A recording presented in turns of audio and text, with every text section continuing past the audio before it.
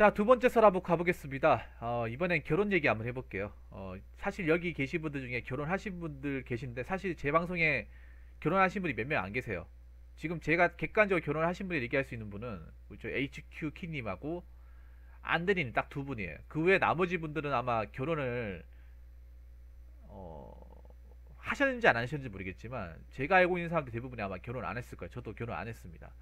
근데 앞으로도 결혼을 안 했지만, 뭐 결혼을 그 중간에 뭐 만약에 내가 만나는 사람이 있으면 결혼을 하실 분도 있어요. 있는데 제가 확률적으로 봤을 때 결혼을 안 하게 될 가능성이 커요.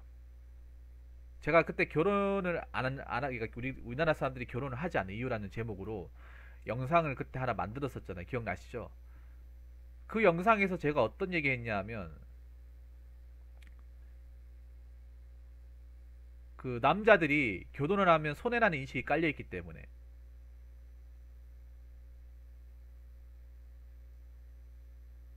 네, 손해라는 인식이 깔려있어요.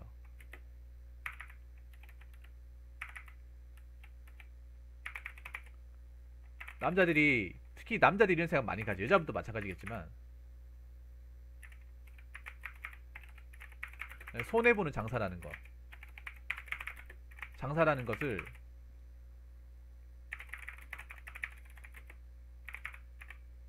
많이 인식하고, 네, 공감하고 있습니다. 뭐 객관적으로 그냥 당장 생각나는 거 한번 얘기해 볼게요. 집. 아직도 우리나라는 남자가 집을 마련해야 된다는 어떤 기본적인 그 마인드가 가지고 있잖아요. 집을 내가 마련했는데 만약에 이혼했어요. 이혼하면 어떻게 됩니까? 그 집 내가 다 가져갈 수 있습니까? 그 집은? 안 되잖아요. 반반이잖아요. 반반이지 않습니까? 이거 자체가 손해 아닙니까? 이거 자체가 손해 아니에요? 남자들이 옛날만큼 돈 벌기 쉽습니까, 여러분? 남자들이 옛날처럼 돈 벌기 쉽고 직장 들어가기 쉽고 그렇습니까? 아니잖아요. 돈 벌기 훨씬 더 어렵고, 오히려 여자분들이 돈 벌기가 좀 그러니까 어려운 건 마찬가지지만, 그나마 여자분들이 사회지출이 많아졌잖아요. 많아졌단 말이에요. 사회지출이 많아졌다는 얘기는 그만큼 여자분들이 많은 돈을 벌 수 있는 기회도 많아졌어요. 그만큼 상대적으로 반면에 남자들은 많이 벌 수 있는 기회가 줄어들었습니다. 거기다 남자분들 직장 자체를 구하기 힘들어졌어요. 직장 자체를. 그러면 이제 스스로 돈을 모아서 결혼할 수 있는 시대는 갔어요. 부모님의 어떤 경제력을 기대가지고 결혼을 해야 돼. 그러면 부모님의 경제력을 애초에 기대하지 못하는 사람들은 결혼을 못하는 거예요. 그렇다고 아무것도 없이 고시원에 시작할 수는 없잖아요. 그래서 기본적으로 이 옵션이 깔려져 있잖아요. 결혼하신 유부남 두 분 한번 얘기해 보시죠.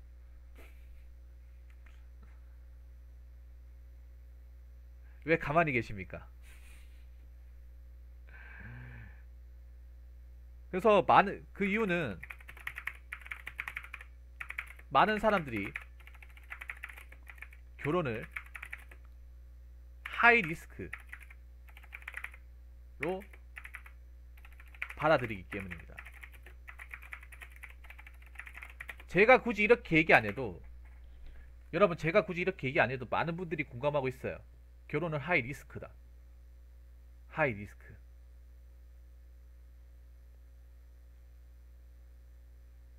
많은 위험성을 안고 있어요. 많은 위험성.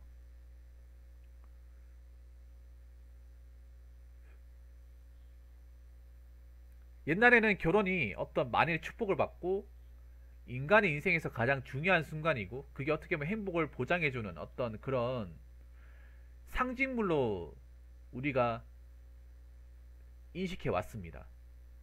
그래서 결혼을 해야만 사람이 철들고, 결혼을 해야만 잘 사는 것 같고, 결혼을 해야만 무조건 행복하게 사는 것 마냥 우린 그렇게 알고 있어요. 그런데 여러분, 살아보니까 어떻습니까? 나이 먹어보니까 어때요? 세상 겪어보니까 어떻습니까? 어렸을 때는 그게 그렇게 인식돼 왔던 것들이 서서히 깨져가고 있잖아요. 부서지고 있잖아요.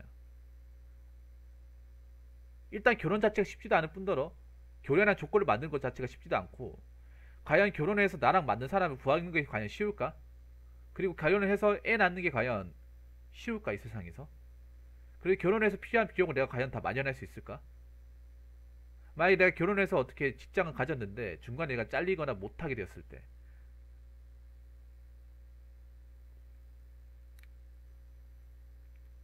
나의 어떤 능력이 떨어졌을 때 그럴 때는 과연 나는 어떻게 생존해야 되는 것일까?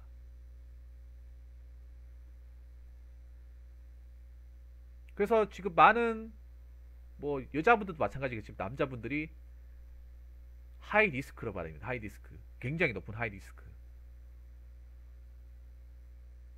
그럼 왜 우리가 이 결혼을 하이 리스크로 받아들일까요? 자, 첫 번째는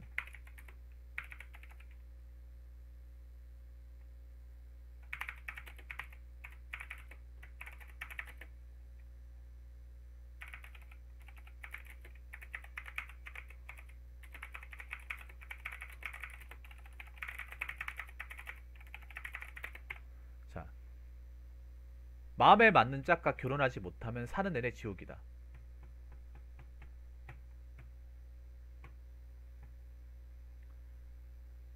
이 결혼이라는 게 참 그렇잖아요. 서로 다른 환경에서 자라는 사람이 이 사랑이라는 결실이 맺어가지고 한 집에서 같이 사잖아요.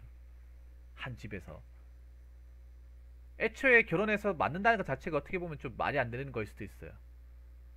그래서 요즘에는 동거라는 개념이 좀 많이 들어왔는데 우리나라는 보면 동거보다는 따로 살다가 해서 결혼한 경우가 상당히 많아요. 아직까지는. 그래서 동거를 안 하고 결혼하다 보니까 이 사람이 평소에 집에서 어떻게 생활하는지, 식습관이 어떻게 되는지, 잠잘 때 어떻게 자는지 몰라요. 베일에 가려져 있어요. 인생관이 어떤지 모릅니다. 그래서 결혼하고 나서 알게 되죠. 아, 뭐 많이 안 맞구나. 성격도 안 맞고, 뭐 취미생활도 안 맞고, 뭐 이런 거 다 안 맞아요. 그래서 그 마음에 맞는 짝과 결혼을 못했을 때, 그러니까 결혼할 때는 마음에 맞는 짝이 생각했는데 살아보니까 마음에 맞는 짝이 아닌 거예요. 그럼 어떻게 돼요? 맨날 싸우고 얼굴도 안 보고 얼굴도 안 보고 하니까 서로 이제 갑방 쓰고 볼 때마다 이제 싸우니까 집 나가고 지옥이에요, 지옥. 아직도 우리나라는 이혼율 1등이 뭡니까? 성격 차이에요, 성격 차이. 성격 차이입니다.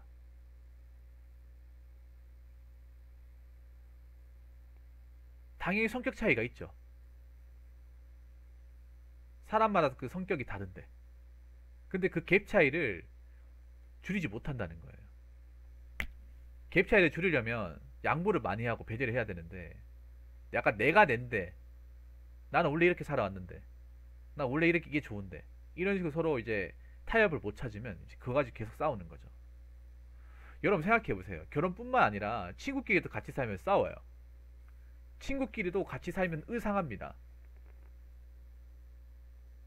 하다못해 친구끼리 그런데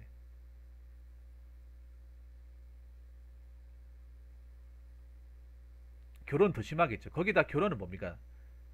친구끼리는 동성이잖아요. 남자면 남자끼리, 여자면 여자끼리잖아요. 근데 결혼은 뭡니까? 이성, 다른 성이에요. 남녀라는 거죠. 남자 스타일, 여자 스타일 완전 다르잖아요. 성격, 취미, 성향, 하다못해 정치관 차이까지 인정 못하는 같이 못 살. 근데 이게 중요한 게 뭐냐? 연애할 때 그게 안 보인다는 거지. 연애할 때는 그게 베일이 감춰져 있다가 정작 결혼하고 같이 살고 나서 알게 되는 것들이에요.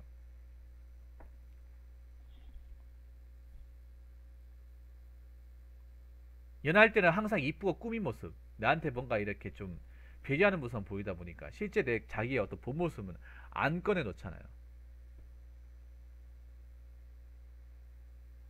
왜 여자분들 중에 다 그런 건 아니죠. 그런 분도 있잖아요. 막 옷 정말 깔끔하게 입고 오는데 막 집에 가면 정리 안 돼 있고 머리 막 헝클어져 있고 음식물 안 채워가지고 막 썩네 진동하고 화장실 가면 휴지 안 비워가지고 냄새 나고 아니 연애 오래 해도 안 보이는 사람 안 보여요.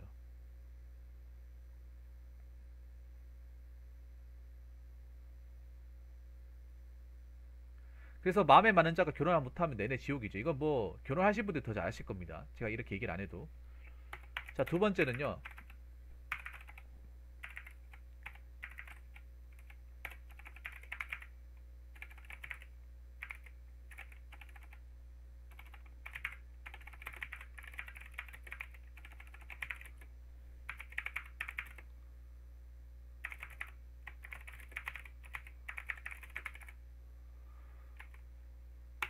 자, 이 고정관념.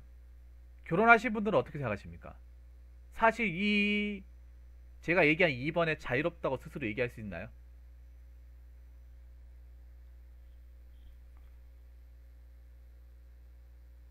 신혼집. 이거 할 때 고민 안 하셨습니까? 뭐 집이 부모님한테 뭐 손 벌려도 부모님이 뭐 선택해주겠다 하면 모르겠지만 그렇지 못한 경우.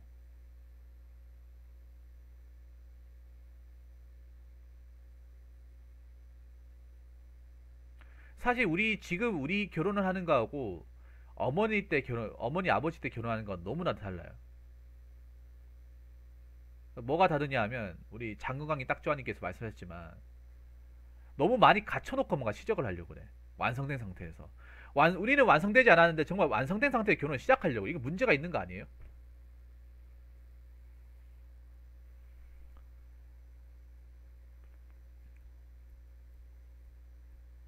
이게 참 웃긴 게 뭐냐 하면 우리 부모님 때는 아무것도 없는 상태 시작을 해도 어떻게 잘만 살았어요. 물론 힘들었겠지만. 근데 우리는 뭔가 갖춰놓고 사는데도 힘들어요. 그리고 웃긴 게 우리가 갖출 만한 능력이 아닌데 갖춰가 살려고 그래. 이거 자체가 뭔가 비정상 아니에요?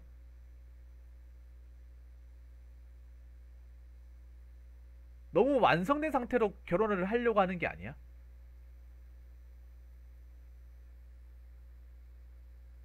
아파트가 뭔가 당연하게 인식되고. 여러분 아시겠죠? 아파트 시세가 어떻게 서울은 돈 모아서 못 사죠 이제는. 돈 모아서 못 사. 지방도 돈 모아서 사기 좀 빠듯합니다. 신축 아파트는. 여러분 아무리 뭐 지금 뭐 결혼할 때 뭐 반만 된다 하지만 여러분 보세요. 아직 이 고정관념은 깨지지 않았습니다. 달라진 거 하나도 없어요. 얘기 들어보면 대부분 그래요. 남자 쪽에서 해주는 경우 많아요. 아직 이틀은 변하지 않았다는 거예요. 그런데 어떻게 결혼하라는 거야? 그리고 만약에 부모님한테 해주는 부모님도 있겠지만 해주지 못하는 부모님도 많잖아요. 해주지 못하는 부모님들.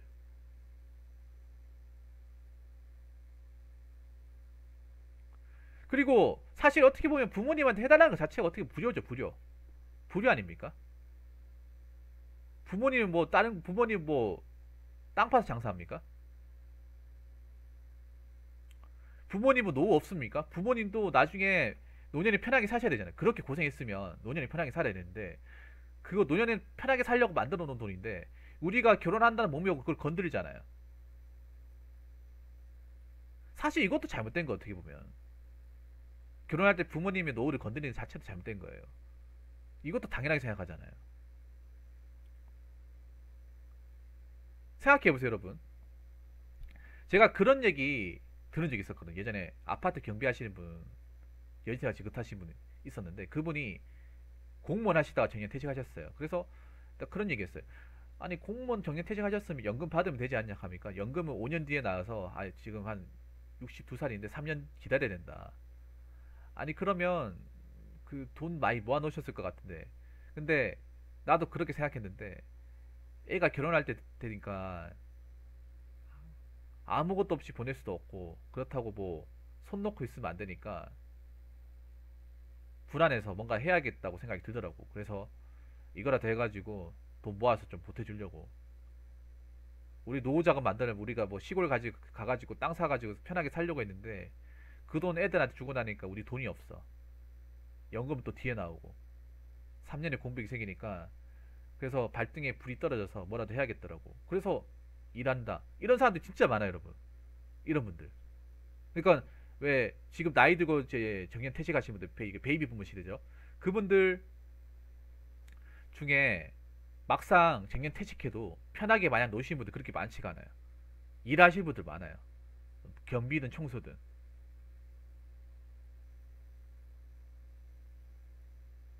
그러니까 우리가 지금 결혼하겠다는 거는 다르게 얘기하면 부모님의 노후를 건드리겠다는 거예요. 부모님의 노후 자금을 건드리겠다는 거예요. 부모님의 버팀목을 우리가 좀 덜어가는 거예요. 그렇다고 우리가 그 돈 가져갔으니까 다시 돌려줍니까? 안 돌려주잖아요. 자, 결혼하신 분들 두 분 계신다면 얘기해 보세요. 부모님이 도와주셨죠? 부모님이 도와주셨는데 그 돈 다시 돌려드릴 겁니까? 돈 벌어서 갚아 드릴 거예요? 이자 쳐가지고. 막 결혼할 때 집보하는 데 1억 이상 돈을 줬으면 그 돈 이자 쳐가지고 한 1억 2천 3천 주실 거예요? 왜 말이 없으시죠?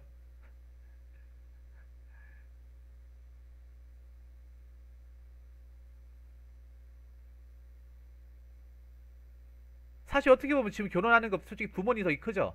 부모님 덕이. 사실 요즘에 결혼 시장 보면, 요즘 시장 보면 있죠. 결혼 시장 같은 거 보면 순전히 모은 돈으로 결혼하는 사람도 거의 없어요. 모은 돈으로 결혼 자체가 잘 안 돼요. 할 수야 있겠죠. 할 수 있어요. 눈을 엄청 낮추고 가정이나 혼수 같은 것도 거품을 쫙 빼고 결혼식 같은 거 최대한 싸게 하고 딱 필요한 사람 부르고 하면 할 수 있어. 근데 애초에 그렇게 결혼하는 사람들이 많지가 않아요. 여러분들 주변에 결혼하신 분들 있으면 얘기 들어봐요. 다 비슷해 있잖아요. 스몰 웨딩? 솔직히 요즘에 스몰 웨딩 다 해야 되지 않나? 스몰 웨딩 근데 하는 사람이 없어요. 경제가 어려운데도.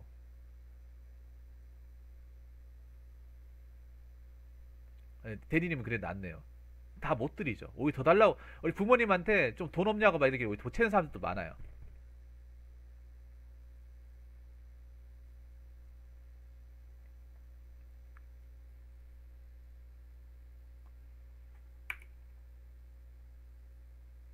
그러니까요. 결혼의 거품에 대한 거는 결혼에 대한 거품은 아직 안 빠졌어요. 안 빠졌다. 거품 엄청 심해 여러분. 상상 이상으로 심해. 여러분 살기 굉장히 빡빡해지지 않았나? 특히 남자들 살기 빡빡해졌잖아요.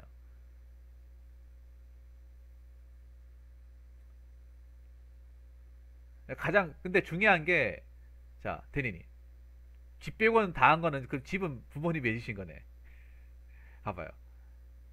근데 만약에 부모님 집에 안 해줬으면 알아서 했다고 말하기 좀 그렇잖아요. 집 빼고라고 하겠는데 집은 해줬다니. 집만 만약 집을 안 해줬으면 어떻게 될지 모른다는 얘기잖아요.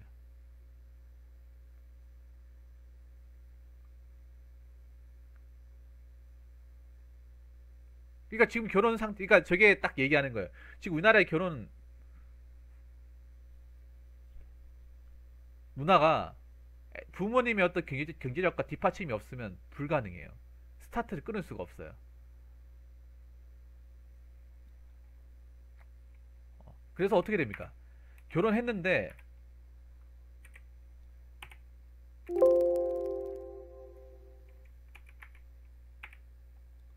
부모님 노후 자금까지 건드리잖아요.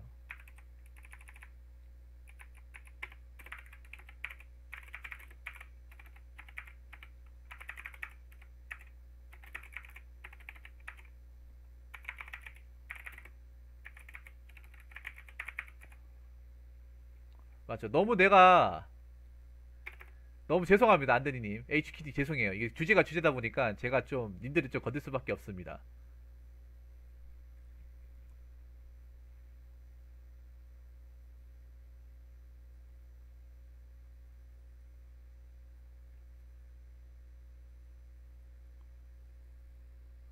부모님께 결혼하지 말라고요?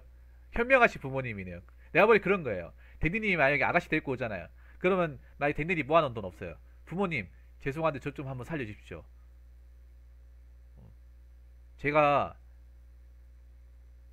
제가 아파트 20평 말고 방 2칸 달린 거 아니면 화장실 2개 달린 거 아니면 결혼 안 한다고 하는데 자식 한번 살려주십시오. 이렇게 얘기하면 싸대기 맞을 것 같은데 미친놈아.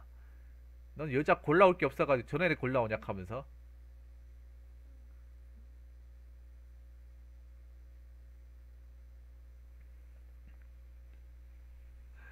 자, 세 번째 한번 가보도록 하겠습니다. 세 번째는 뭐냐 하면,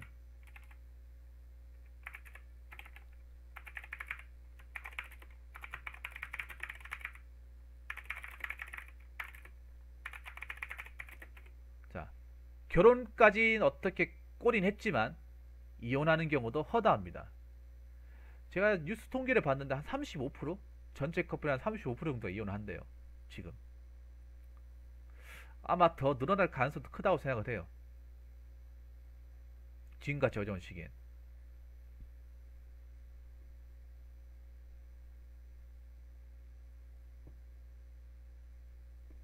이혼하면서 결혼 안 한 것보다 못하지 않습니까? 결혼 안 한 거. 아무리 뭐 지금 옛날처럼 이혼에 대한 프레임을 안 씌우고 있긴 하지만 아직 뭐 돌싱 이런 거에 대한 편견이 좀 남아있는 건 사실이잖아요.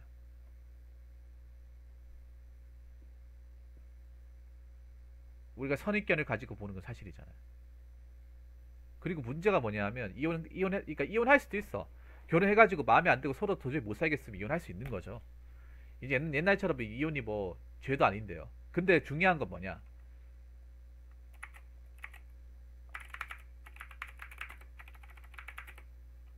재산 분란을 위해서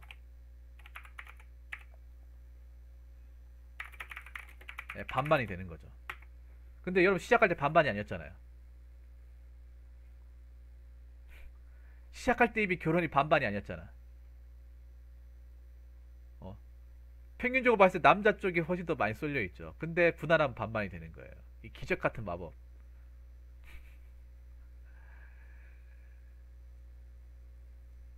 그리고 남자한테 뭐가 기치 사유가 이제 그 반반도 아니에요. 더 많이 가져가죠.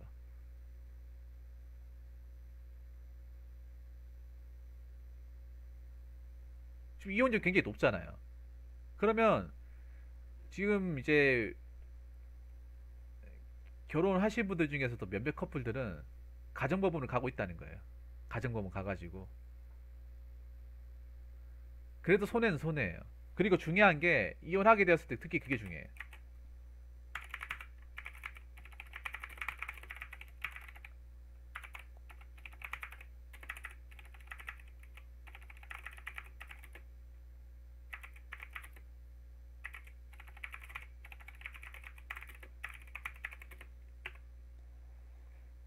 이게 중요하죠. 그러니까 이혼하고 나서 만약 자녀가 없으면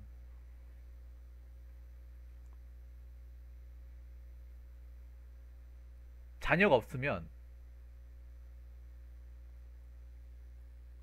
괜찮은데 그나마 나아요. 그게 자녀가 없이 이혼하면. 근데 문제는 애가 생겨버리면 이게 문제예요. 애가 생겨버리면. 요즘에는 웃긴 게 뭔지 아세요? 옛날하고 좀 다른 게 옛날에는 만약에 이제 자녀가 있는 상태에서 자녀가 있는 상태에서 이혼을 하잖아요.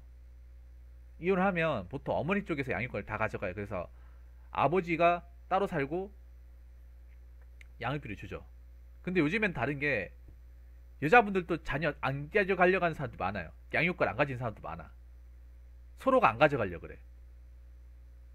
서로가 못 키우겠다고 안 가져가려. 그래서 요즘에 보육원 보내는 쪽도 생긴다 하더라고요. 애한테 얼마나 상처입니까 이게.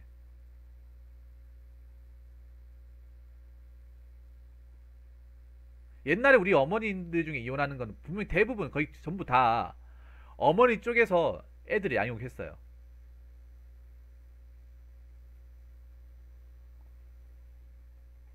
그러니까 어떻게 보면 그런 거예요. 자녀한테 편부모 가정에서 자라게 된다는 자라게 돼서 자녀한테는 상처예요, 상처. 아직 우리나라 편부모 가정에 대한 편견이 심하잖아요. 저희 때는 엄청 심했죠. 저희 때는 애들한테 굉장히 그것 때문에 놀림도 많이 당했어요. 얘 부모님 없다 하면서. 얘 엄마 혼자 산다 하면서. 저희는 그런 거 많았거든요. 놀리는 거. 지금도 없다고 볼 수는 없어요. 지금도.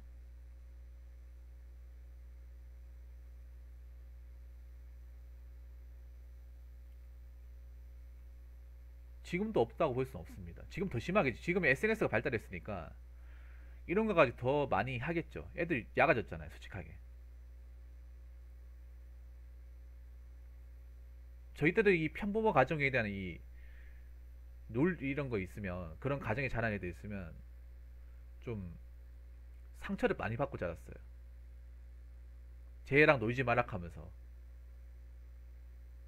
부모님도 제대로 안 계신데 쟤랑 왜 같이 놀려고 그러냐. 그게 부모님 뭐라 하는 것도 있었고, 지금도 이런 게 있잖아요.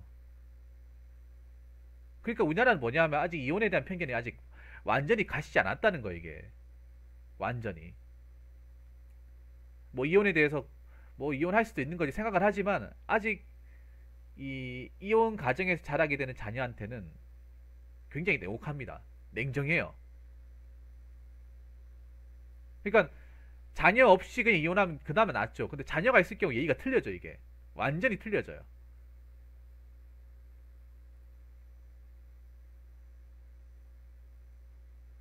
거기다 그러면 만약에 뭐 이혼한다 하더라도 뭐 재혼하면, 재혼해도 여러분 재혼하면 이혼율이 더 높아요.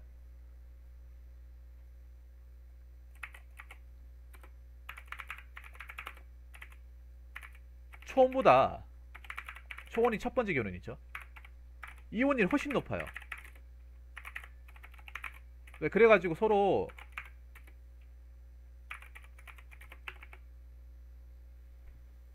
이제 한쪽이 없는 사람끼리 만나가지고 그냥 같이 삽시다 해가지고 하잖아요. 그 중에 자녀도 있잖아요.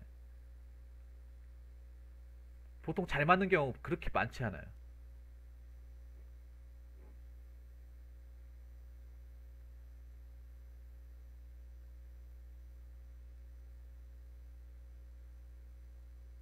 요즘에 좀 있죠. 그러니까 왜냐하면 그 뭐라고 해야지, 애 키우는 거 옛날처럼 막 부모님이, 생각해 보세요.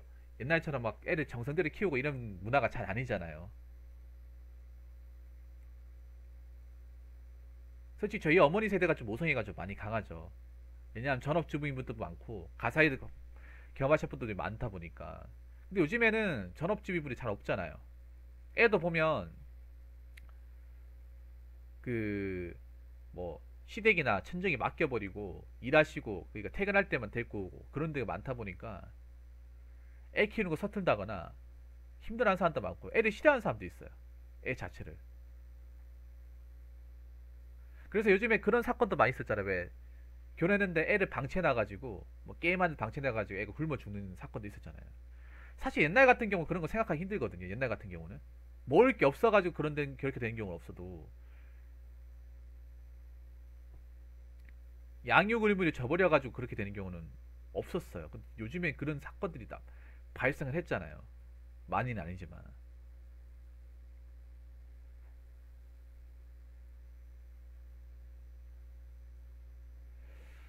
자, 아무튼 이런 리스크가 좀 있어요. 3번 이거 무시 못하죠. 여러분 이거 3번만 봐도 좀 그렇죠. 4번은 뭐냐. 자, 결혼해서 아파트를 사야 되니 높은 많은 대출 빚을, 네, 떠안아야 됩니다. 저는 솔직히 이거 좀 굉장히 위험성이 크다고 생각해요. 이런 제어들 많죠. 사실 상당히 많습니다. 서울에 많아요. 이런 사람들 보고 뭐라 하면 하우스포라 부르잖아요. 서울에는 널렸어요. 근데 그분들한테 이런 얘기하면 또 싫어할 거야. 내한테 또 뭐라고 얘기하냐 하면, 빚도 투자하면 빚이 아니다 이렇게 얘기하는 사람도 많아요. 근데 여러분 생각해 보세요. 막 그런 말 있잖아요. 서울에 무조건 오를 것이다. 다 그렇게 생각하잖아요. 무조건이 어디 있어요, 여러분 세상에. 오를 수야 있겠지. 근데 무조건은 없어요. 이렇게 오를 거라 누가 예상했겠어? 이렇게 터무니없이 오를 거라고 누가 예상을 했겠습니까? 그리고 그거 아세요? 서울에서 아파트를 내놔도 안 팔려요, 이게. 거품이 많이 끼다 보니까 안 팔려요. 그러니까 이게 수요가 없어. 그러니까 공급은 많은데 수요가, 사람들이 사겠다고 하는 사람이 없어요. 정말 좋은 자리 아니면 안 사요. 부동산에 많이 내놓지만 사가는 사람이 없어요. 그냥 가지고만 있는 것 뿐이에요. 왜냐? 나만 오는 게 아니라 다른 사람도 올랐으니까. 그러니까 지금 보면 그렇게 집을 사신 분들 중에 누가 많겠습니까? 여러분, 그렇게 집을 산 가정 중에 누가 많겠어요? 결혼한 사람들이 절대적이죠. 혼자 사시는 분들 그렇게 무리수를 안 둬요.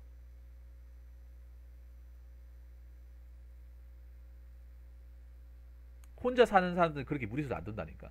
보통 가정을 끼고 있는 사람들. 아파트가 보통 4인 가족 기준으로 형성을 하지 않습니까? 보통 그 통계청에서 얘기한 내 집 마련의 기준이 뭐냐 하면 전용 면적 99제곱미터, 방 3칸짜리 거실 하나 달라 있는 그 30평짜리 아파트 있죠. 그 기준으로 잡아요. 그것도 정말 잘못됐어. 내 집 마련의 기준도 바뀌어야 돼. 왜냐? 앞으로 결혼할 사람보다 결혼 안 할 사람이 더 많고 혼자 살지 않은 사람도 혼자 사람들이 더 많아져요. 그러면 집 평수에 대한 기준도 갈라져야 돼. 아니 언제까지 방 3칸에 거실 하나 딸려 있는 30평짜리 아파트 기준을 잡아야 돼요. 아니 또 우리나라는 좀 웃긴 게 전 국민이 30평짜리 아파트 살아야 되는 기준을 그렇게 잡고 있어. 내 집 마련 기준, 여러분 돈 모아서 내 집 마련 사는 기준도 그 99평, 99제곱미터 그 기준을 잡는다니까요.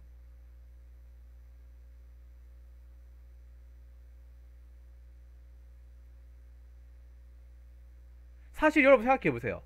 냉정하게 말하면, 냉정하게 말하면 굳이 그렇게 무리해서 안 사도 되잖아. 무리해서 안 사도 돼요. 근데 생각해봐요. 저거 갚으려면 몇십 년, 거의 정년 때까지 일해야 되는데, 근데 여러분 살다 보면 돈 쓸 일이 발생 안 할 것 같습니까? 발생해요. 변수가 많아요. 저도 변수가 많아. 저도 이 컴퓨터를 비싸게 맞출 거라 생각도 못했어요.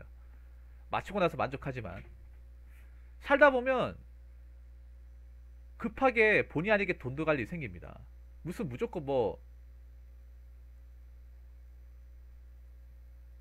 갚으면 된다. 젊은이가 돼.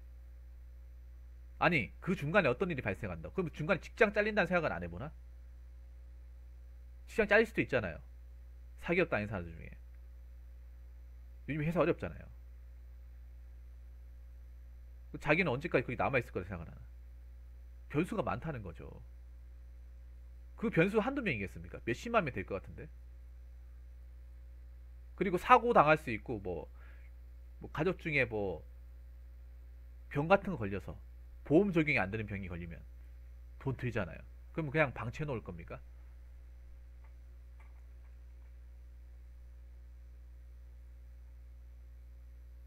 그래서 여러분 있잖아요. 절대 간단하게 여기시면 안 돼요.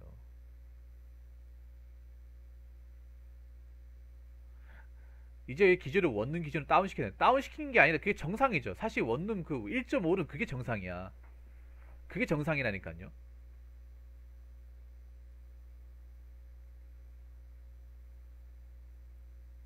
그리고 공무원 월급 가지고는 저 대출가 감당 안 돼요. 여러분 아시잖아요. 공무원 월급 가지고는. 아무리 공무원 부부가 좋다 하더라도 서울의 대출가 감당 안 돼요, 여러분. 어떻게 감당해요?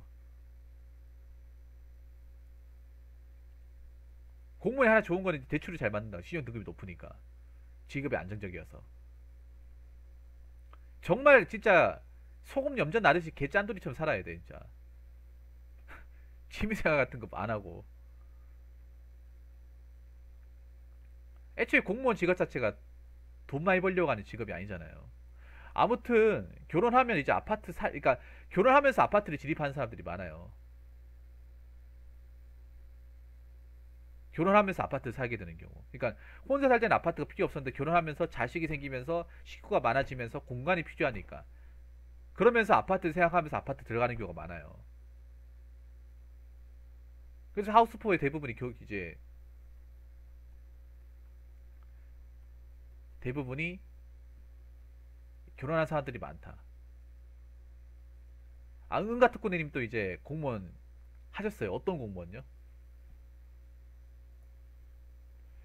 자, 그리고 다섯 번째.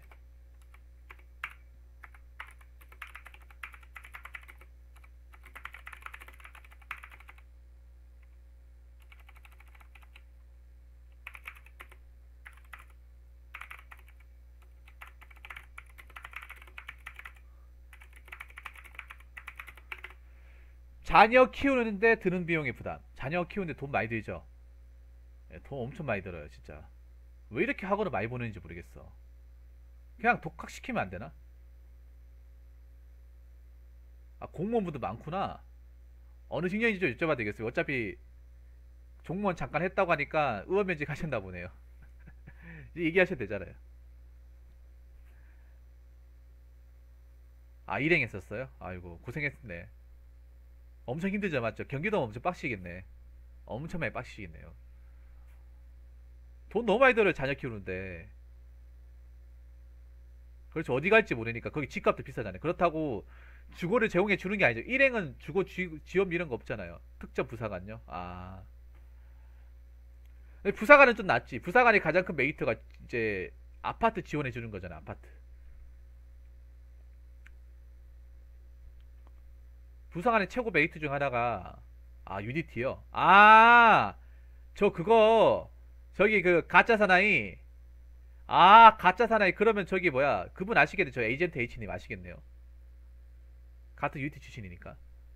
아, 그분 아시겠네. 저기 저 가짜 사나이 나왔던 그 에이전트 H님 아시겠네요. 그분도 파병 갔는데 비슷한 연배네 그러면.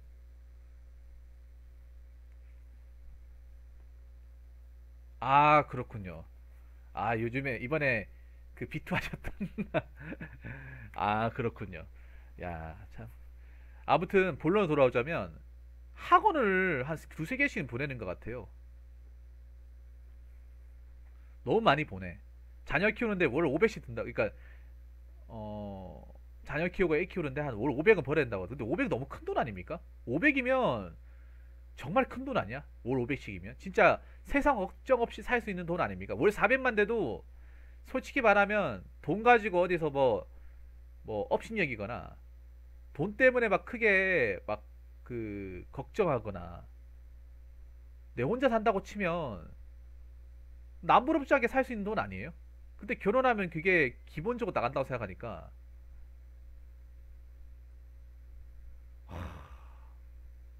참 말이 안 나온다 말이.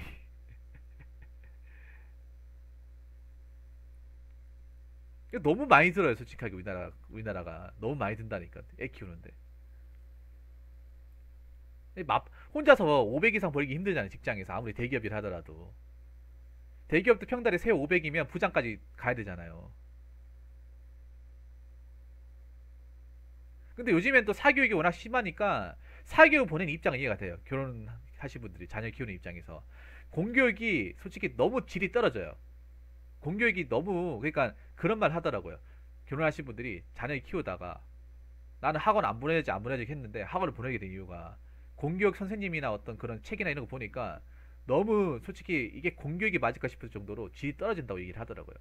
그리고 내가 얘기 들었는데, 조카 얘기 들었는데 구구단을 학교에서 가르쳐 주는 게 아니라 따로 학원 가서 외워서 오라고 하더라고요. 나 이런 얘기 듣고 좀 충격을 받았어요. 구구단 보통 학교에서 가르쳐 주지 않는 계산법이나 그거를 학원에서 배워서 오래. 학교에서. 예. 뭐 한자, 한글이나 한자 등에 떨어지잖아요. 그러면 학교에서 그걸 뭐 가르쳐 줘가면서 옛날 같은 우리 그렇게 했었잖아요. 가르쳐 주는 게 아니라 이미 학원에 배워가지고 그 수준 맞춰가지고 학교에서 배우래요. 이거 좀 이상하지 않습니까, 여러분? 근데 이게 버젓이 지금 행해지고 있는 거예요. 초등학교 다니는 뭐 학부모님 아는 사람 있으면 한번 여쭤보세요. 그러니까 이게 사교육이 이게 못하면 애가 만약에 천재가 아니고 만약에 애가 뭐 보통이거나 애가 못 따라가 싶으면 이게 차이가 갭이 확 벌어진대. 그러니까 사교육 할 수밖에 없는 거예요.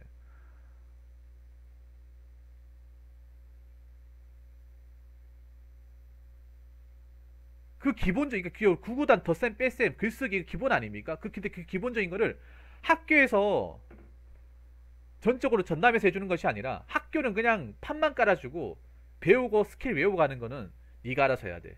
네가 알아서 못하잖아? 그럼 학원 가서 돈 주고도 돼. 네가 뭐 못 따라가서 힘들든 말든 그건 네 사정이야. 약간 이런 식이에요. 거기다가 부모님들이 뭐 가르쳐 주면 되냐? 부모님이 가르쳐 줄 수 있겠지. 부모님 바쁘잖아요. 일해야 되잖아요.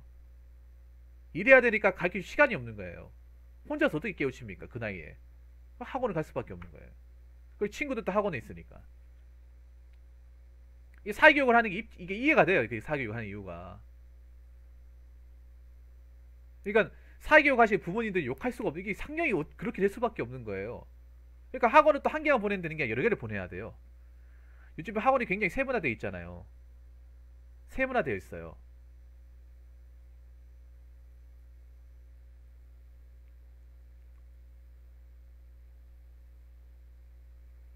그래서 이 부담이 커요. 그러니까 이게 왜 그런 말 있잖아요. 요즘에 학생들의 공부는 부모님의 경제력과 반비례한단 말이죠. 이게 틀린 말이 아니에요. 틀린 말이 아니에요. 정말 천재라거나 암기력이 굉장히 좋고 습득량이 뛰어난 사람이 아닌 이상은 보통의 학생이라고 하면 이걸 안 가잖아요. 그럼 내가 중간에 소스를 못 배워요. 그 상태에서 배우잖아요. 그럼 뒤처진단 말이에요. 성취도가 뒤처진단 말이에요. 정보도 뒤처진단 말이에요. 요즘 공부는요, 그냥 암기만 중요한 게 아니라 정보력도 중요해요. 정보력. 정보화 사회 아닙니까? 이 정보화 사회가 공부에도 적용이 돼요.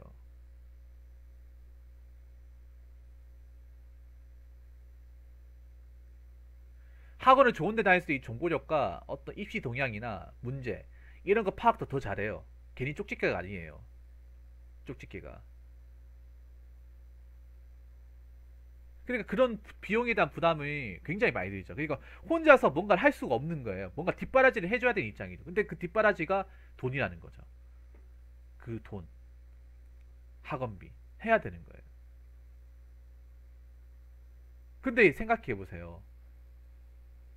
그러면 부모님이 맞벌이 해야 된다면 맞벌이 해야 되는데 문제가 그 중간에 어떤 사정으로 일을 못하게 될 수 있단 말이에요. 일을 직장이 잘린다거나 희망퇴직 당했다 아니면 근무중에 다쳐가지고 일을 못하게 될 수도 있잖아요.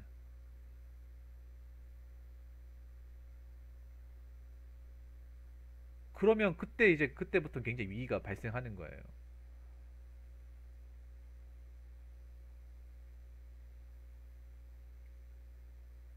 그래서 이게 문제예요, 사실. 문제예요. 애 키우는데 돈이 너무 많이 들어. 그렇다고 돈을 안 들이고 키울 수가 없는 입장이에요. 그러니까 이게 나는 맨 처음에 그렇게 키우는 이제 부모님 잘못됐다 생각했는데 그게 아니었어요. 제도적으로는 보나 시스템적으로 보나 부모님이 그렇게밖에 할 수밖에 없는 환경을 만들어 놨어요. 애초에 사교육을 어떻게든 자녀분들을 집어넣을 수밖에 없는 그런 환경을 만들어 놨어요.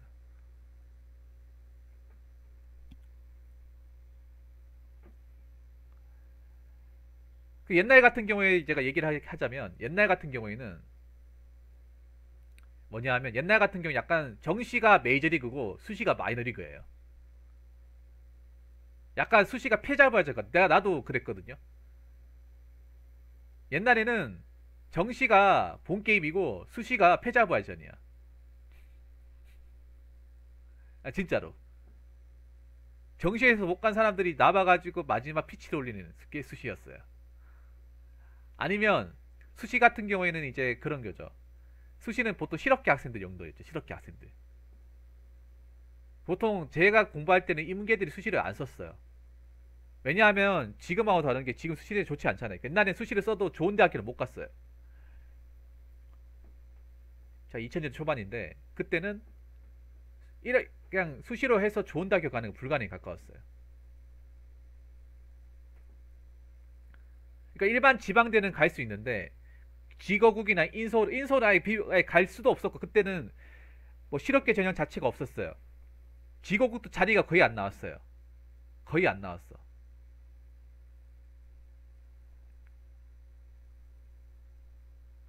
그렇죠. 예체능 계열이 많았고 일반 그런 자리는 없었어요. 일반 자리는 없어가지고 저희 때만 하더라도 제일 잘 가봐야 영대였어. 영대. 영남대학교. 영대 계대. 전교 1등 해도 갈 수 있는 데가 영대 계대.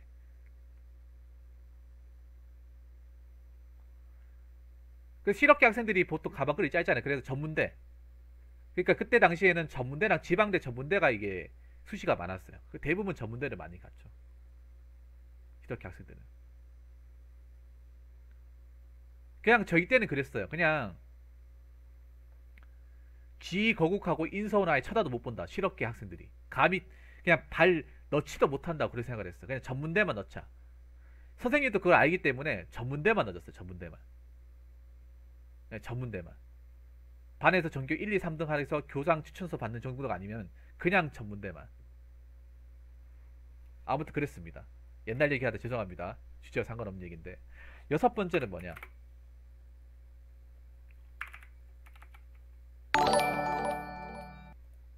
아, 은가특권대 팔로우 감사합니다. 과연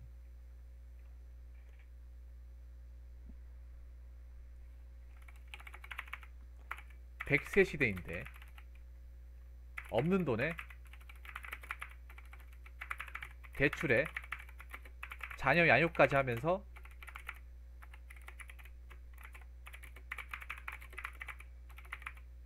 노후를 마련할 수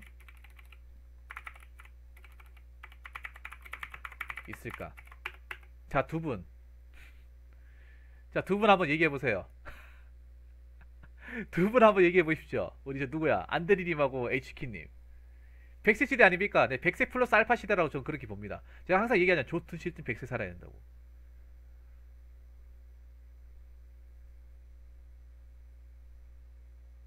사실 혼자 살고 아도 봐도 모아도 우리가 이거 장담할 수 있을지 모르겠어요.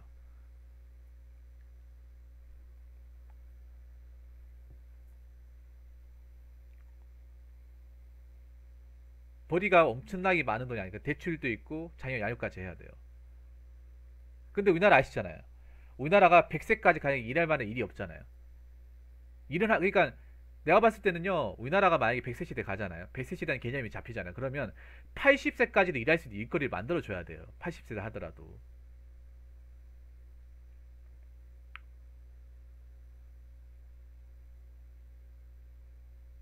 금리 올라가면 빚진 사람들은 뭐 작살 나겠지만 반대로 은행에 돈 넣어놓은 사람들 혜택을 보는 거죠. 은행에 예금 적금한 사람들 혜택을 보는 거죠. 지금은 반대로 은행에 예금 적금한 사람들이 바보고 대출해서 집 산 사람들이 승자잖아요. 금리 올라가면 빚진 사람들이 작살나고 예적금한 사람들이 이득을 보죠. 네.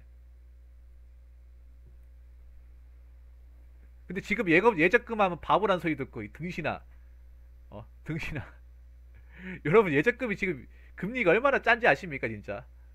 2% 위에가 없어요. 2% 위에가. 2% 위에가 없어요. 2% 위에가. 와, 참. 아무튼 이게 과연 가능할까 말이죠. 지금 우리 부모님도 평생 일만 하셨어요. 일만 했는데 노후 준비 못 해가지고 지금 밖에서 3D 일이죠. 뭐 주차 관리 요원 아니면 뭐 경비, 청소, 현장 이런 데 일하시는 분들 많아요. 그분들이 마냥 놀지도 않았고 돈을 허튼 데 쓰지도 않았어요. 근데 나가서 일을 하고 있어요. 그 모습 보면서 우리가 느끼는 게 뭔지 아십니까? 그럼 우리는 뭡니까? 우리는 어떻게 해야 돼? 우리는 더 오래 살고 하는데 저분들은 그래도 저런 일이라도 구할 수 있지. 근데 우리가 과연 저 나이 정도 됐을 때 저 정도 일이라도 구할 수 있을까? 과연 나라에서 그만큼 챙겨줄까? 저는 안 챙겨준다고 생각하거든요. 저는 나라에서 절대 지금 어르신들을 책임져 줄 거라는 생각을 가지지 않습니다. 일본 어느 정도 책임져 주잖아요. 근데 우리나라는 아니라고 생각을 해요. 왜냐, 일본보다 우리가 늘어나는 속도 훨씬 더 빠르거든요. 말할 훨씬 더 빨라요. 30년만 지나봐요. 머리 까만 머리 사람보다 흰 머리 사람이 더 많을 거예요.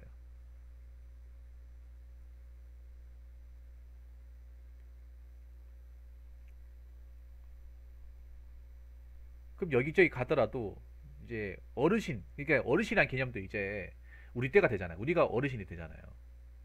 어르신 되면 80 정도 돼야 어르신이라는 얘기 할 거예요. 80 정도. 과연 나는 그때 생각해. 그때 어르신 된다 치더라도 과연 일자리나 우리가 벌어먹을 수 있는 최소한의 어떤 그런 요건을 과연 나라에서 만들어 줄까? 해줄까라는 거죠. 과연 여러분 해줄 것 같습니까? 지금도 안 해주는데? 지금도 못 해주고 있어요.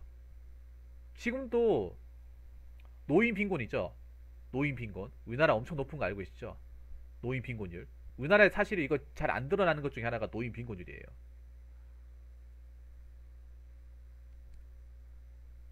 근데 이걸 알고 있음에도 마땅히 해결할 방법이 없어요. 해결을 안 하려고 하죠. 그럼 어떻게 됩니까? 그러니까 노인들이 지금 빈곤해가지고 스스로 먹고 살기 힘들거나 사학지 노인 사람들이 많은데 정작 이걸 해결할 여력이 없어요. 그러면 이게 우리 시대 와서 해결이 된다고 생각하십니까? 더 해결 안 될 거예요. 그럼 뭐냐? 자급자족하고 각자 도생해야 돼요. 요즘에 와가지고 진짜 떠오르는 말 중에 하나가 각자도생이 사자성어. 원래 각자도생이라 말 안 썼어요. 원래는 예전에 우리가 항상 더불어 사는 사회, 힘들어도 같이 이겨내고 으쌰으쌰 하자고 했잖아요.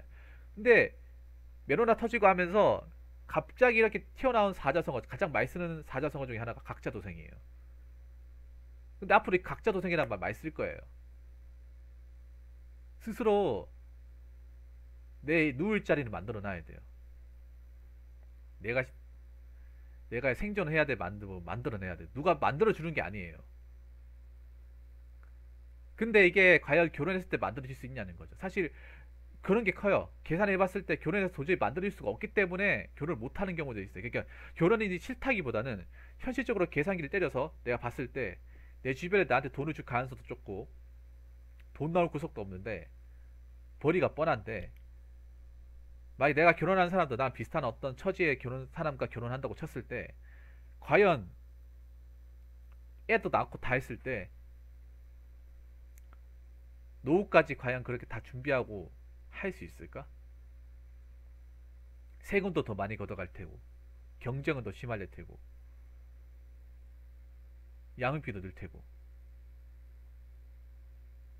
그럴 텐데 거기에 대해서 마땅한 어떤 확신이 안 서는 거죠.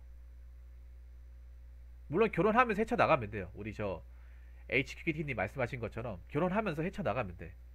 근데 이게 단순히 헤쳐나가야 될 수준이 아닌 것 같아. 나는 헤쳐나가고 자시고 할 수준이 아닌 것 같아요. 진짜로. 어떻게 보셨을지 모르겠지만 희망만 안고 갈 수가 없는 거예요.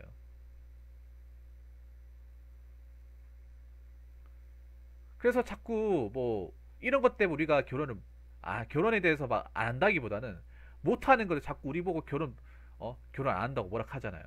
그 뭐락하면 안 되는 거야 우리 보고. 이런 상황에서 어떻게 결혼을 하겠다는 거예요. 이런 이런 하이 리스크가 많은데 그냥 여기서 하이 리스크 아닌 게 있습니까? 5분까지 얘기했는데 하이 리스크 아닌 게 있어요? 없습니다. 없는데 근데 어른들이 자꾸 아유 결혼 안 하면 뭐 외롭다. 어 늙어서 청승맞게 호래비처럼 지내지 말고 결혼해라 하는데 그분들도 잘 몰라요. 지금 우리 20, 30대가 직면하고 있는 위기를 잘 몰라요. 공감 못 해줘요. 자기들 때는 이제 노력하면 다 되는 시대였으니까 다 된다고 생각해요. 근데 우리 노력하면 솔직히 말하면 안 돼요.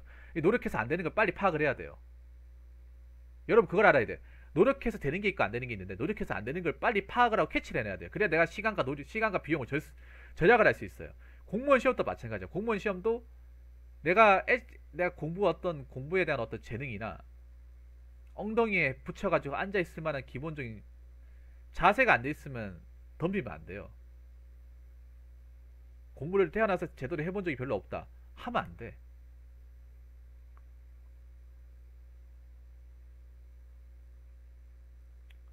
뭐든지 노력하면 다 된다고 하는데 노력하면 안 되는 건 상당히 많아요. 괜히 노력도 안 되는 거 괜히 부여잡았다가 시간, 노력, 비용 다 까먹고 허송세월 보낼 수 있어요.